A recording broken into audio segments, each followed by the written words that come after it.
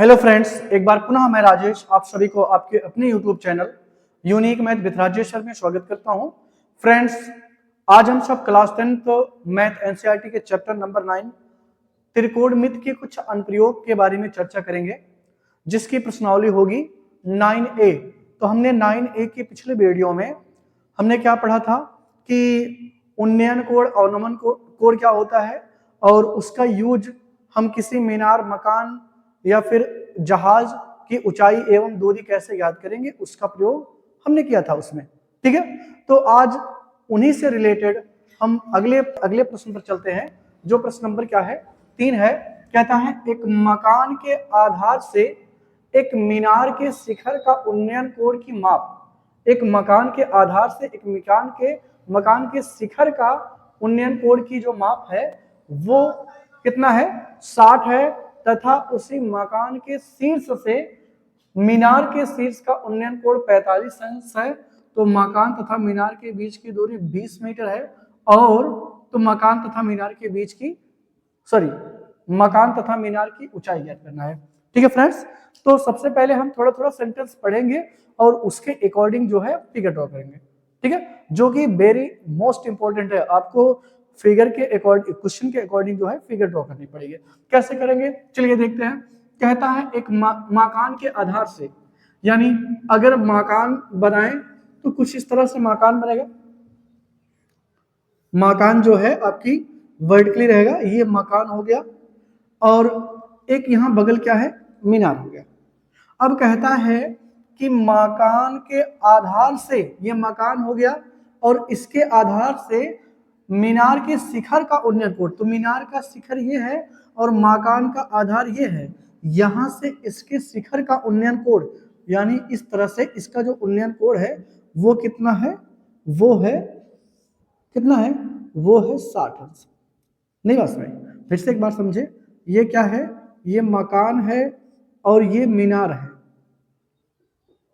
ठीक है, कहता है मकान के आधार से, यहां से, ये मकान का आधार है, यहां से मीनार के शिखर का जो उन्नयन कोण है वो कितना है, वो 60 अंश। तो हमने यहां 60 लगा दिया। अब कहता है तथा उसी मकान के शीर्ष से, ये मकान है, यही इसी के शीर्ष से मीनार के शीर्ष का उन्नयन कोण, यानी मीनार का शीर्ष ये है, इसके शीर्ष का जो उन्नयन कोण है वो कितना है, वो है 45 अंश। ठीक है, इसके शिखर का जो उन्नयन कोण है वो कितना हो गया, वो 45 अंश हो गया, यानी ये हो गया। ठीक है, ये 45 अंश हो गया। कहता है मकान तथा मीनार के बीच की दूरी कितनी है, वो 20 मीटर है। कितनी है, 20 मीटर है। अगर ये डिस्टेंस 20 मीटर है तो ऊपर वाली भी डिस्टेंस कितनी होगी, वो 20 मीटर ही होगी। ठीक है, फिर से एक बार समझते हैं। कहता था कि एक मकान के आधार से, तो ये मकान हो गया और इसके आधार से यहां से एक मीनार के शिखर, तो मीनार ये पूरी है, इसके शिखर का जो उन्नयन कोण है वो कितना हो गया, 60।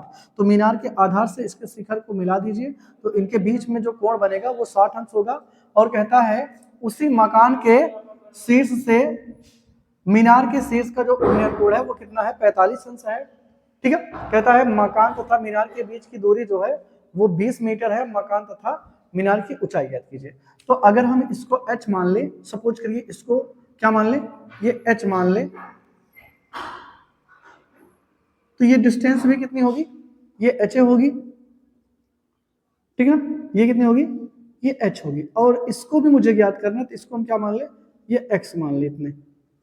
ये मुझे, क्योंकि ये दूरी और ये दूरी जब जोड़ेंगे तभी ये मुझे पूरे मीनार की ऊंचाई मिलेगी। ठीक है, इसका नेमिंग करें तो A, यहाँ B, यहाँ C और ये D और ये E। ठीक है, इतना हमने क्या करा, नेमिंग कर लिया। अब कैसे करेंगे, आपको क्या करना है, ये फिगर ड्रॉ गया। ठीक है ना, ये फिगर आपने ड्रॉ कर लिया। अब इसके अकॉर्डिंग जो है हम इसकी वैल्यू फाइंड करेंगे। तो कैसे, यहाँ आपको दो त्रिभुज दिख रहा होगा। एक त्रिभुज आपको दिख रहा होगा ये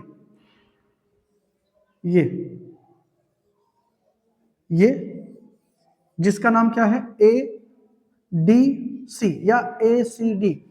ठीक है, और एक त्रिभुज आपको ये दिख रहा है, ये। ठीक है, अगर आप इसको ना देखें तो आपको साफ साफ दो संपूर्ण त्रिभुज दिख रहा है, ये। ठीक है ना। ये तो एक बार आपको इसमें लेना, एक बार इसमें लेना है। तो पहले हम बड़े वाले लेते हैं, लिखेंगे समकोण त्रिभुज, समकोण त्रिभुज ए सी डी में क्या है, फिर से एक बार समझिए, ये आपका थीटा है, थीटा के सामने वाली भुजा को क्या कहते हैं, लंब कहते हैं, और इससे जो सटी हुई भुजा होती है उसको आधार कहते हैं। तो ये आधार हो गया और ये पूरी लंब है। तो यानी लंब और आधार किस में होता है, tan में होता है। तो tan थीटा बराबर आप लिख लीजिए, tan थीटा बराबर लंब बटे आधार, लंब बटे आधार। अब थीटा का मान कितना है 60, यानी tan 60 अंश बराबर लंब क्या है, इसकी पूरी सामने भुजा, ये पूरी इतना x है और इतना h है, तो टोटल मिला के h प्लस x हो जाएगा, h प्लस x। आधार कितना है 20। और इसकी बात करें तो करड़ी tan 60 का मान क्या होता है, tan 60 का मान होता है करड़ी में 3 बराबर क्या h प्लस x बराबर कितना 20। और यहां से इसको यहाँ भाग इधर के गुणा हो जाएगा, तो 20 करड़ी में 3 बराबर क्या मिलेगा h प्लस x। ये इक्वेशन हो जाएगा फर्स्ट। ठीक ना, इतनी बात सुना गई। हमने ये बड़े वाले त्रिभुज में लिया जिसका नाम क्या था एसीडी, और एसीडी में हमने tan थीटा का प्रयोग करा। क्यों, क्योंकि ये लंब है और ये आधार है, तो लंब और आधार tan होता, तो tan थीटा का प्रयोग करके हमने इक्वेशन फर्स्ट बना दिया। ठीक है, अब दूसरा पुनः समकोण त्रिभुज, समकोण त्रिभुज ये वाला ए बी ई में, ए बी ई में क्या हो जाएगा, ये आपका आधार है और ये लंब है, तो लगा दीजिए लंब और आधार tan में होता है, तो tan थीटा बराबर लंब बटे आधार। ठीक है, tan थीटा का मान कितना है 45 अंश है, तो यहाँ लंब कितना है x है, केवल x। देखिए 45 अंश के सामने भुजा लंब है, लंब कितना है x है और आधार कितना है 20, और इसका मान कितना होगा 1 बराबर कितना होगा h/20, और यहां से गुणा करेंगे तिरछा तो h बराबर 20 आएगा। ठीक है, यानी किसकी ऊंचाई हो गई, ये हो गई मकान की ऊंचाई मिल गई। ठीक है, अब लिखेंगे x का मान समीकरण 1 में रखने पर, 1 में रखने पर समीकरण 1 क्या था, h प्लस x बराबर 20 करड़ी में 3। ये देखिए समीकरण 1 क्या था, h प्लस x बराबर 20 करड़ी में 3, और अभी आपने इसकी वैल्यू क्या निकाला 20 निकाला, तो ये हो जाएगा 20 करड़ी में 3, ये इधर जाके माइनस हो जाएगा, यानी h बराबर क्या आएगा 20 करड़ी में 3 माइनस 20, और यहां से 20 कॉमन ले लेंगे तो करड़ी में 3 माइनस 1। ठीक है ना, और अगर हम करड़ी में 3 का मान रखें तो कितना हो जाएगा, करड़ी में 3 का मान होता है 1.732। ठीक है, -1, और इसको 0 गुणा करेंगे, भाग घटा देंगे, तो 20 गुणे ये हो जाएगा 0.732, और इसको गुणा कर लें तो हो जाएगा 2 गुणे, भाई 10 से गुणा करेंगे तो यहाँ 10 हो जाएगा 7 3 2, और यहाँ से गुणा करेंगे 2 दूनी 4, 2 3 6, 2 से 14, यानी 14.6 मीटर। ये किसकी, ये तो क्या हो गई h की मान हो गई। तो पूरे मीनार की ऊंचाई क्या हो जाएगी, मीनार की ऊंचाई जो है वो क्या हो जाएगी, वो हो जाएगी h प्लस x। यस का मान कितना है 14.64, और इसका मान 20, यानी हो जाएगा 34.64। ठीक है, 34.64 होगा मीनार की ऊंचाई, और मकान की ऊंचाई जो है वो कितनी हो जाएगी 20। तो मकान की ऊंचाई यहाँ लिख देंगे, मकान की ऊंचाई बराबर 20। ठीक है, 20 मीटर। ओके, तो मकान की ऊंचाई कितनी निकल गई 20, और मीनार की ऊंचाई कितनी निकल गई, इतना 20 था और इतना ये 14.64 था, तो इसको जोड़ेंगे टोटल हो जाएगा मीनार की ऊंचाई 34.64। ओके फ्रेंड्स, आई होप ये आपको जरूर अच्छे से समझ में आया होगा। चलते हैं इसके अगले प्रश्न पर।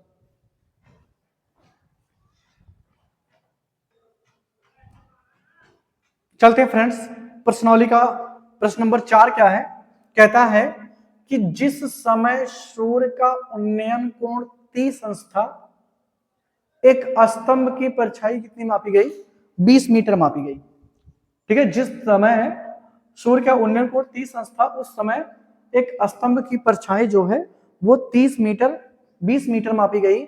स्तंभ की ऊंचाई ज्ञात कीजिए। ठीक है, तो कहने का मतलब सिंपल सी है कि एक स्तंभ था, ठीक है ना,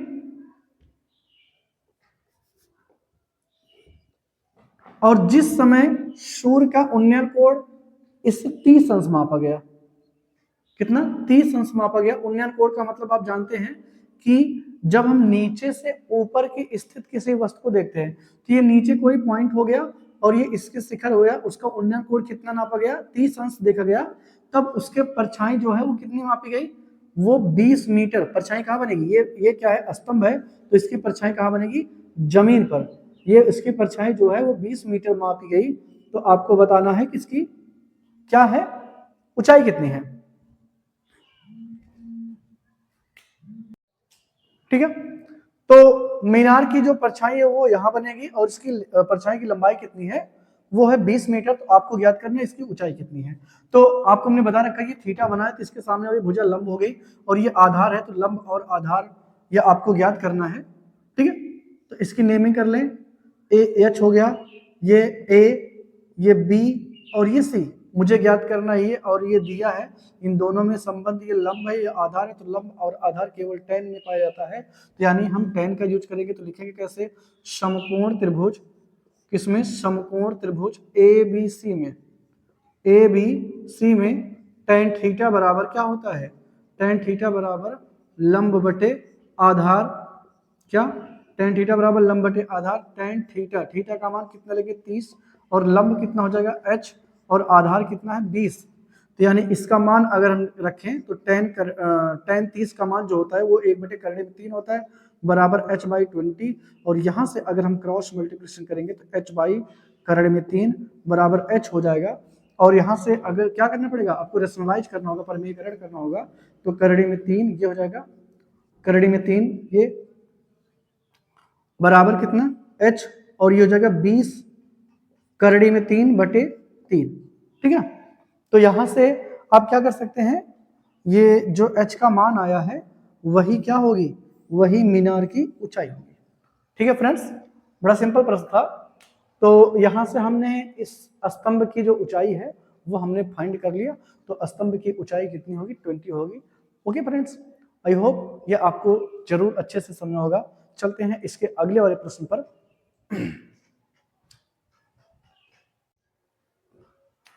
तो चलते हैं फ्रेंड्स, प्रश्नावली 9A का प्रश्न नंबर 5 है। यदि मीनार की छाया उसकी लंबाई की 3 गुनी है तो सूर्य का उन्नयन कोण ज्ञात कीजिए। सबसे पहले अगर हम बात करें, ये मीनार है और इसकी छाया जो है इसकी लंबाई की 3 गुनी है। यानी अगर ये लंबाई h है तो उसकी जो छाया है वो करड़ी में 3h होगी। फिर से समझे, कहता है एक मीनार की छाया जो है, यानी ये वाला भाग, ये जो है वो उसकी लंबाई की करड़ी में 3 गुनी है। अगर उसकी लंबाई h है तो इसकी जो छाया की लंबाई होगी वो h√3 होगी। ठीक ना? तो पूछ रहा है उसके सूर्य का उन्नयन कोण, यानी ये हम थीटा मुझे ज्ञात करना। तो यहां से एक अगर नेमिंग करें ए बी सी, तो यहां आप लिखेंगे समकोण त्रिभुज, समकोण त्रिभुज ए बी सी में tan थीटा बराबर क्या हो जाएगा? लंब बटे आधार। तो tan और थीटा का मान यहां से थीटा ही है, ज्ञात करना है। लंब कितना है? h, और आधार इसका कितना है? h करड़ी में 3। यहां से h कैंसिल आउट हो जाएगा। तो tan थीटा बराबर क्या आएगा? 1/√3। अब आपको ये ध्यान रखना फ्रेंड्स कि tan कितने का मान 1/3 होता है? तो tan 60 नहीं, tan 30 का मान, कितने का मान? tan 30 का मान जो है वो 1/3 होता है। यहां से tan से कैंसिल आउट हो जाएगा। तो थीटा बराबर 30 अंश आएगा। यानी सूर्य का उन्नयन कोण क्या होगा? वो 30 होगा। ठीक है, ओके, चलते हैं फ्रेंड्स अगले प्रश्न पर।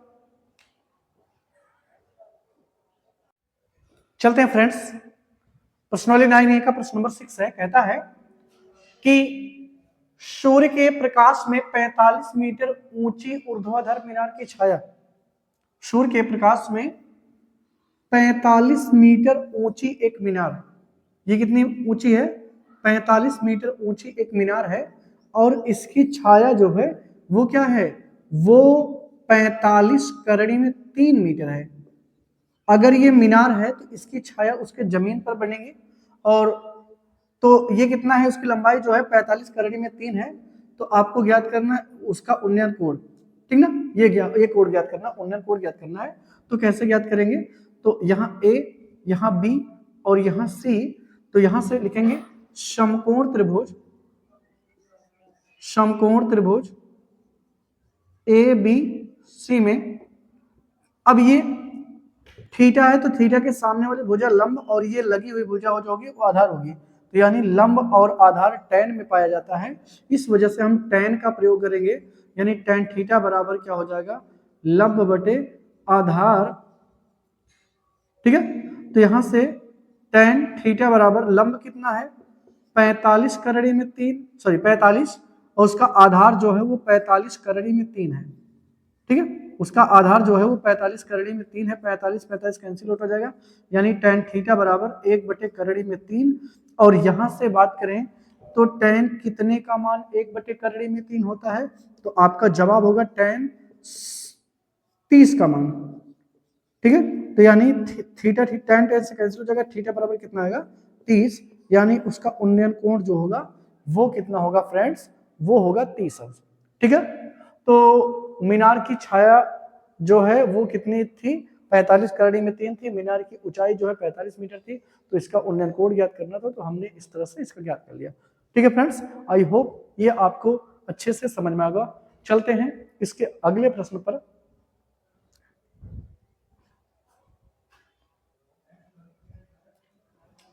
चलते हैं फ्रेंड्स प्रश्नावली 9A का प्रश्न नंबर 7 है कि एक सर्कस का कलाकार एक 20 मीटर लंबी रस्सी पर चढ़ रहा है, ठीक है। एक सर्कस का कलाकार है जो 20 मीटर लंबी रस्सी पर चढ़ रहा है, जो अच्छी तरह से तनी हुई है और भूमि पर सीधे खंभे के शिखर से बांधा गया है, ठीक है। और यदि भूमि स्तर के साथ डोर द्वारा बनाया गया कोण 30 अंश का है तो खंभे की ऊंचाई ज्ञात कीजिए। यानी एक खंभा है ऐसे, ठीक है, और यहां से एक रस्सी बंधी हुई है, ठीक है, जो भूमि के साथ बंधी हुई है अच्छी तरह से, और ये तनी है अच्छी तरह से। ये क्या है? तनी है। और ये इसकी लेंथ कितनी है? 20 मीटर है। इस लंबी रस्सी की लंबाई जो है वो 20 मीटर है, और भूमि के साथ कितने अंश का कोण पे बनाती है? वो 30 अंश का कोण बनाती है ना। फिर से एक बार समझे, एक सर्कस का एक कलाकार 20 मीटर लंबी रस्सी, ये 20 मीटर लंबी रस्सी हो गई, पर चढ़ रहा है, जो अच्छी तरह से तनी हुई है, टाइट है, और भूमि पर सीधे खंभे, एक सीधा खंभा है, उसके शिखर से बांधी गई है, ठीक है। यदि भूमि स्तर के साथ डोर का, इस रस्सी की जो कोण है, भूमि के साथ जो कोण है वो कितना बनाती है? 30 अंश है। तो पूछ रहा है खंभे की ऊंचाई ज्ञात कीजिए, यानी इसको h मान ले। तो इसको यहां से थोड़ा सा अगर हम ये इस तरह से इसको, ये हो जाएगा, ठीक है। तो इसको a मान ले, इसको b मान ले, इसको c मान लिए। अब आपको हमने बता रखा है जो आपको एक गिवन है और जो आपको ज्ञात करना, उन दोनों में रिलेशन कैसा है। तो आपको पता है ये 90 अंश है, तो 90 अंश के सामने वाली भुजा क्या होगी? कर्ण होगी। और ये लंब है, थीटा के सामने वाली भुजा लंब होती है, तो ये कर्ण और ये लंब। तो कर्ण और लंब किस में होता है? साइन में होता है। इस वजह से हम साइन का यूज करेंगे। तो लिखेंगे कैसे? लिखेंगे समकोण त्रिभुज ए बी सी में, ठीक है। साइन का यूज करना है। साइन थीटा बराबर क्या होगा? लंब बटे कर्ण, और यहां से थीटा का मान 30 अंश होगा। लंब कितना h है, कर्ण कितना 20 है, और साइन 30 का मान आपको पता होगा कितना होता है? 1/2 होता है, और h बटे 20 यहाँ से भाग होगा तो ये 20/2 हो जाएगा, बराबर h होगा। यानी ये कैंसिल आउट होगा, तो h बराबर आएगा 10। यानी उस खंभे की जो लंबाई है वो कितना होगा फ्रेंड्स? वो 10 मीटर होगा। आई होप ये आपको इस वीडियो में हमने प्रश्न नंबर 3 से लेकर प्रश्न नंबर 7 तक के प्रश्नों पर चर्चा करी है और उम्मीद है आपको ये जरूर अच्छे से समझ में आया होगा फ्रेंड्स। और फ्रेंड्स, यदि आपको वीडियो अच्छी लगी हो तो आप अपने दोस्तों में जरूर शेयर करें। साथ में अभी तक अगर आपने चैनल को सब्सक्राइब नहीं करा है तो आप प्लीज़ पहले चैनल को सब्सक्राइब करें और साथ में बेल आइकन को प्रेस करना ना भूलें, ताकि कोई भी वीडियो अपलोड हो तो वो सबसे पहले आप तक पहुंचे। ठीक है फ्रेंड्स, थैंक्स।